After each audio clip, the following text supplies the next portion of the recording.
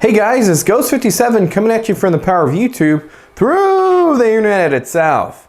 Okay guys, in today's video, I'm going to be showing you how to make a backup server for your photos, videos, and all that fun stuff off your phone in a couple easy steps. And that process is actually going to be used with TrueNAS SCALE, and we're going to be installing an instance or plugin of Immich, which is a very easy software and program to use, a very easy plugin. And with these couple easy steps, you can do it too. Stay tuned guys, and I'll show you how to do that.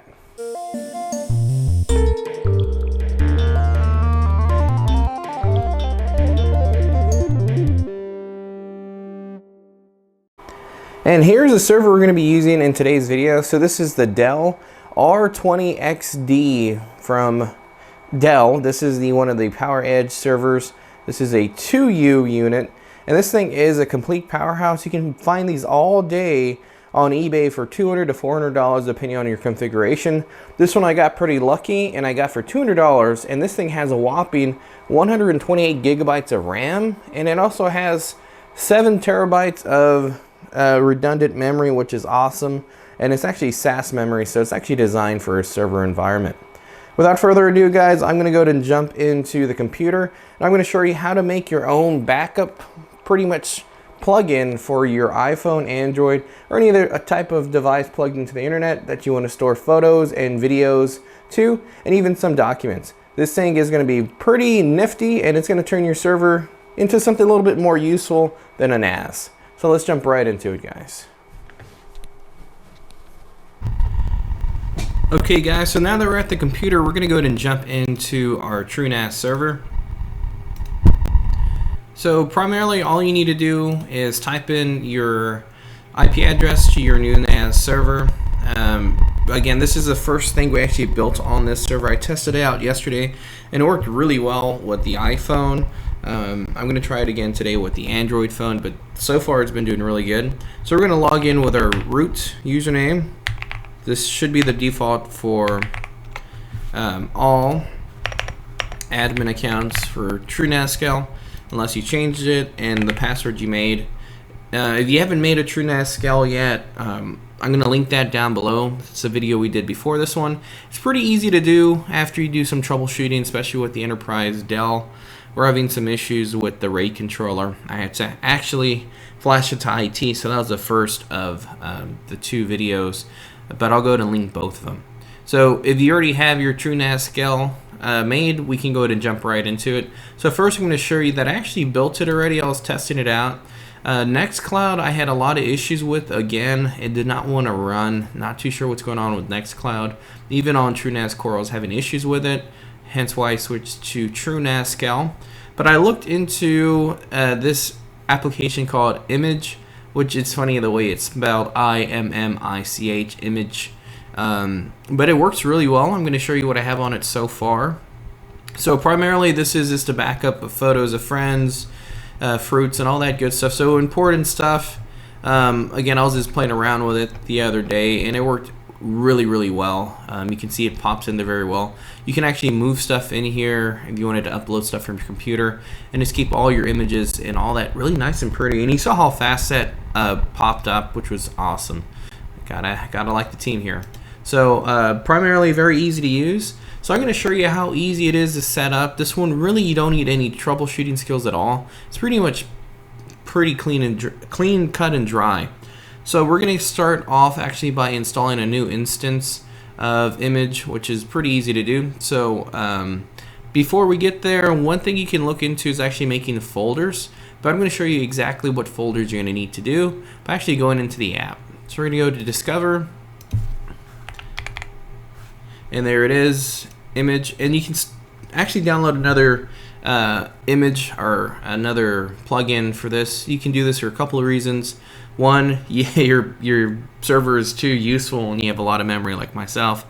2, maybe you want to keep it separate from, let's say, having a family image version of it and a self version of it, so you can let all your family members put their own things there.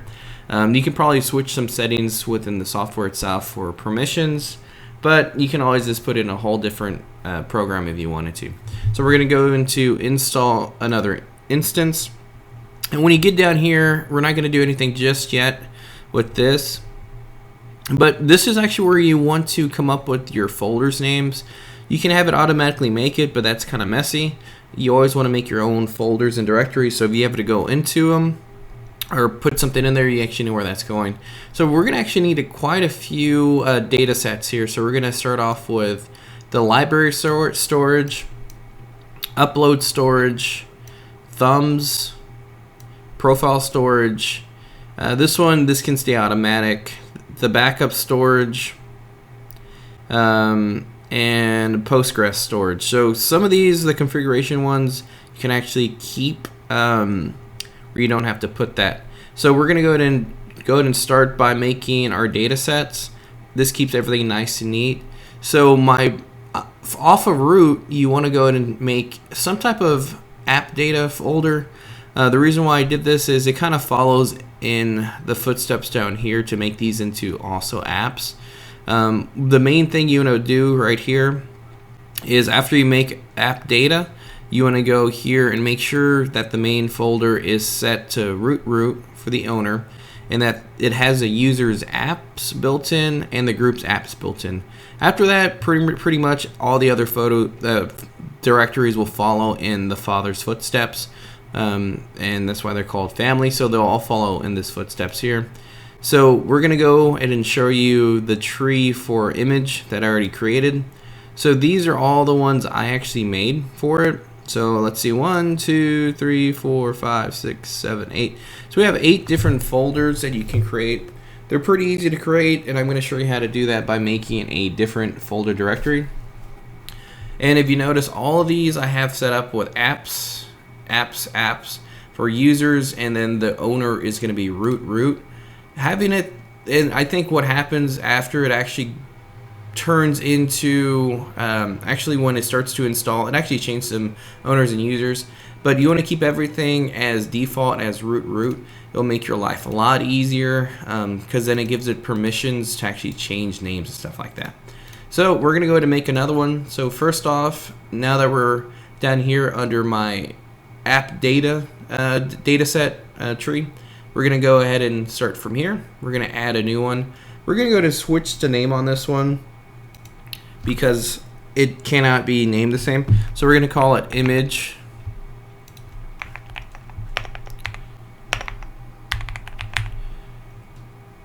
Immich, and we're just going to put 2. Because it's 2, and on this one, change it to apps. This is very important that they're all changed to apps. And we're going to hit save. So this is going to be our main tree here, and you can just go to return to pull list. And now we can start building the tree underneath our main data set. So from here, we're going to go to add data set since it's highlighted. We're going to start off with the long list, and we're going to go ahead and start off with backups. And then apps, and then save, return. Every time you had to click on image 2, just like that. We're going to add the second one. This one is actually for our Postgres data, but I'm just going to call it DB, and also change that to apps and save. And since I'm logged in as root, all those permissions are going to be actually set to root automatically. Go back to image 2. We're going to make our next data set. This one is going to be called library. Again, always make sure to change that to app. Sometimes you might forget. And you're going to go back to return to pull list. Click on image 2. So there's kind of like back and forth with this, but doing this will help you out in the long run. So if you want to add some photos or pictures, you actually have a nice directory made, so you can go in there and delete stuff from this part here, or if something gets corrupted, you know where exactly where it's getting corrupted at and which folder. It always pays to be organized, especially with these type of files. Makes your life easier down the road if sure there's some difficulty there. So next one we're going to add is profile. So that's a trick. You can always see what type of folders or directories or data sets you need by actually going into the application itself before you install it, and it gives them all away there. So you can be nice and neat. Okay, and next one's gonna be thumbs.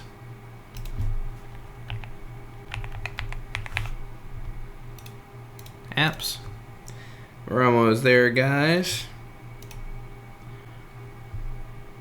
We're gonna do uploads. Apps. And the last one, which is an important one, this one right here is gonna be, see, this sometimes happens when you don't click off of it and you don't really want that. It's gonna kind of make another tree down here. So we're gonna go ahead and delete this one. I guess it's a good thing that sometimes that happens. So you just kind of copy all that below,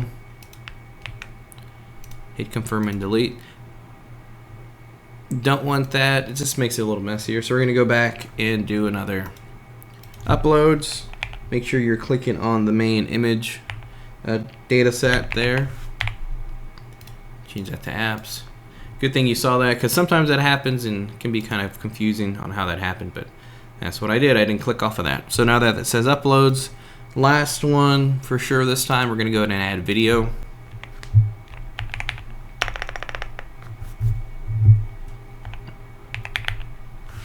And change it to apps.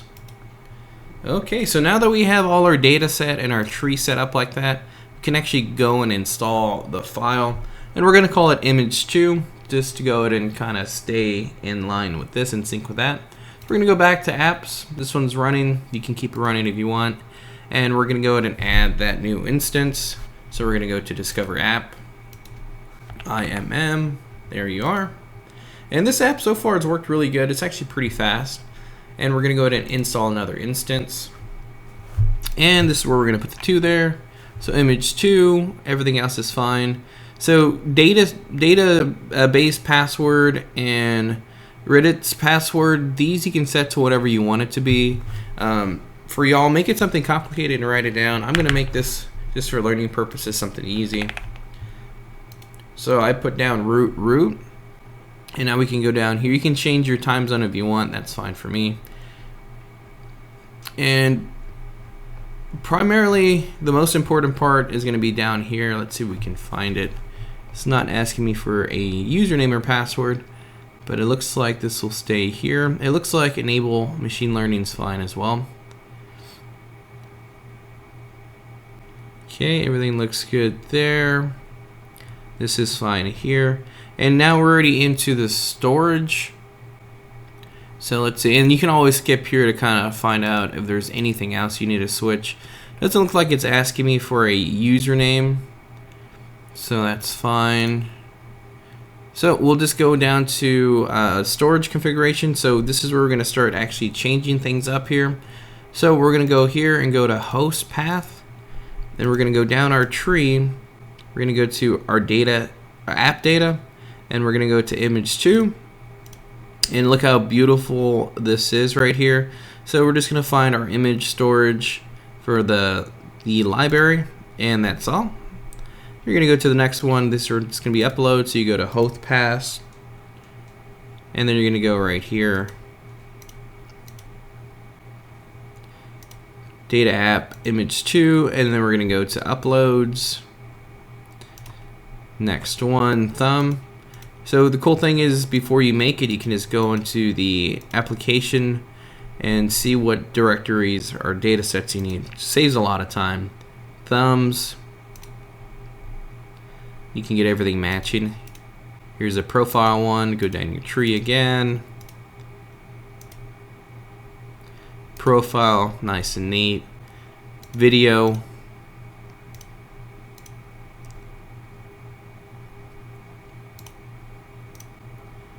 Almost there. Okay, backup storage.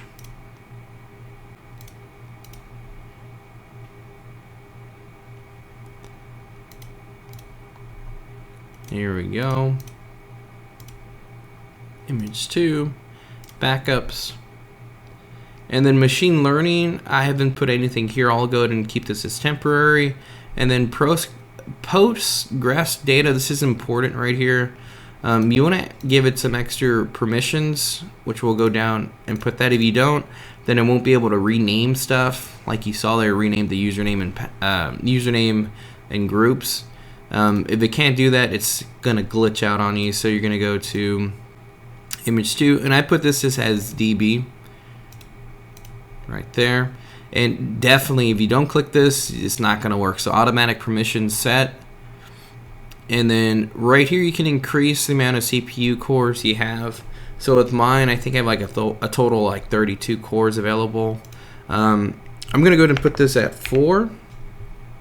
And then I'm gonna put this, since we do have a lot of RAM, it is kind of RAM intensive. You can put as many as you want.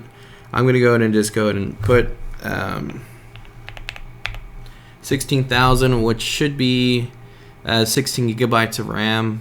If you don't have that much, just allocate how many plugins you're going to be using. I have 128 gigs, so the more the merrier, along with your CPUs. I always think 4 cores is pretty good for any instance. Okay, so now we have everything up and running. We're going to go ahead and hit install. And it looks like this port's already used because I do have another configuration here. So you can always change the port name here, and you can always hit here and it'll give you like a range. So we can just change it by one instance, one number, go to a different port number, and install. And the good thing is it'll let you know if something's wrong right away, and then you can go down the pretty much rabbit hole in figuring that out. I like to use ChatGPT for help, and also forums like the TrueNAS Core or TrueNAS Scale forums. That's very easy to use. And a lot of people go on there with their issues and people help them out. So sometimes it helps. And sometimes, like with Nextcloud, I think the app was just broken. It looks like another update issue. But you can already see this bad boy is deploying. Everything's working good. And it looks like it's up and running, which is great. I can hear the server turn on a little faster. So the first time you log into it, it's going to ask you to put an email and password and username. And this is what you're going to be using with your phone, which we'll jump into shortly. So we're going to go ahead and jump into Web IU. And you can see right here, it's a brand new install. So you're going to go to getting started. You can put whatever you want here. I'm going to go ahead and just put my personal one. And then you can set up your own. We're going to choose our own. And this one's just going to be called root.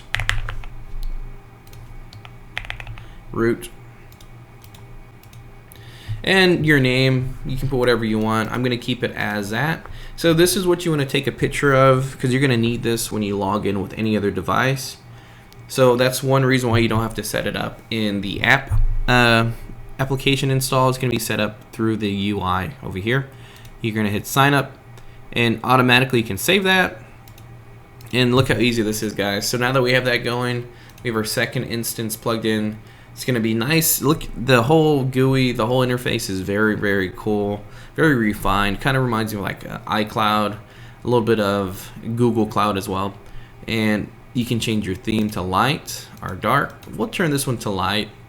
Privacy, I went ahead and kept everything on here. So the cool thing about this is if you keep this on, it's actually going to use your pictures information to actually date it and put it in a place so you can have like the geolocation on there and the time, which is really cool. So when it makes like a time graph or a timeline of you, it puts it in chronological order, and then you can also put it on the map, which is pretty cool. So that's fine right there. Storage template, we're going to go ahead and keep this disabled.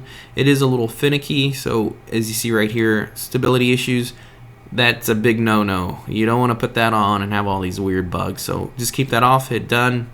And now we can start uploading photos to here, which is pretty easy to do.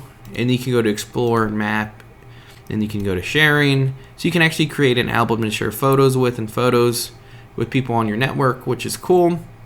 We're just going to go into the basics, how to actually install it to your phone and upload photos to it. So let's jump into the phone now. Okay guys, so we're going to go ahead and go to the App Store. Pretty easy to find either on Apple or Android. We're going to put Immich, I-M-I-C-H. and it's going to be right over here. This first one, I already had it downloaded, but I'm going to re-download it just to show you all the easy steps right here. Going to open, allow, and for your endpoint server, this is going to be kind of the way it's going to be set up. So for mine, this is the way it looks. It's going to be http://, and then it's going to be 192.168.1.25 : and it's going to be, that's actually the address we set up for the port 30042. And now we can access it, allow. So there it is right there, already accessing it. And this is going to be the email we set it up with, and that password. So the cool thing is you don't have to set the admin password up in the app. You actually do it on the GUI, or the web interface. And the password was root. And now we can log in. So you can go ahead and do allow full access. I already made sure it worked. So I moved some photos over. This one you'll see in a little bit was moved over from pretty much my computer. But primarily it's very fast. You can do a couple different things on the app. I'm not going to go into detail about it, but you can actually upload whole albums here, grant permission. So you can actually set up to back up albums, like if you want to back up your whole recent albums or favorites, videos, anything like that, you can actually have it backed up, which is really sweet. So it'll actually do it automatically for you, which is nice. But if you want to do it one by one, you can always just go to your photos like so. This was a watch. Let's go ahead and let's move this nice car right here. Let's move this car over there. And with an iPhone, you just go right here to this up, and it pops up as your apps. And it's already uploaded. So this thing is extremely fast, guys, and we're only using 4 cores and 16 gigabytes of RAM, and it's working really good. So I'm going to go ahead and show you how to do the exact same thing from your computer. Let's go to jump back into the computer now. Okay guys, so we just jumped back into our TrueNAS scale. The last thing I'm going to show you is how to upload pictures from your computer to it. I already have another backup system for it, but just in case you wanted to keep everything nice and neat, this is one way you can do it, especially if it's like photos you moved over from an older device or older phone. So we're going to go back to app. We have our 2 instance running. Again, this is for demonstration purposes. This one will be deleted soon. And then you go to web IU, and this one is going to be this one over here with that easy password. So the good thing is it will ask you for your password every time you log in. So it might be logging into the old one. Let's see what's going on. I think it was trying to log into the old one there. Yeah, there we go. So it was logging into the other instance. You can tell always up top, I added that too. So primarily this is the photo we uploaded from the phone. It's actually pretty high quality, very nice, and it moved over instantaneously, which was really cool. So we can always delete from here, or we can just go back. So now what we're going to do is just going to go to upload. We can go ahead and just pick this right here and drag it over. And there you go. So it drags over pretty easy. The same thing for videos. You can see how fast that is. Pretty much instant. And that is pretty much a tutorial on how to use this. I mean, it doesn't get more easy than this, really. The TrueNAS Nextcloud was giving me a lot of issues. I really wanted to use that, but it did not work. And for my things I needed to use it for is actually really for photo backup for family members and myself, just to get us off the iCloud system. I know my sister's using the Family Pan, the 1 terabyte, which is like $20 a month. Which she'll never really use. She doesn't use that much data, but anyways, this is a easy way to do it. And then everything's nice and secure since it's on your own server. And we have 5 terabytes of use, and we can always expand down the road. Anyways, guys, hopefully this helped you out. I know this was kind of an easy one today, but sometimes when it's an easy one like that, you gotta pat yourself on the back. A lot of times there's some more troubleshooting than actually having fun, and that can definitely wear on you. especially with the server stuff. So anyways guys, if you found this video useful, please hit the thumbs up, and if you're not subscribed, go ahead and subscribe. It does help build my channel. And if there's any questions or concerns, please leave them in the comments down below, and I'll go ahead and answer that as soon as I can. Also, if you want me to build something on the server, go ahead and put it down below as well. The next video we're going to be doing, since the Minecraft video came out, we're going to be building a Minecraft server. So that'll be actually the video 4 on this series, how to do your own home lab.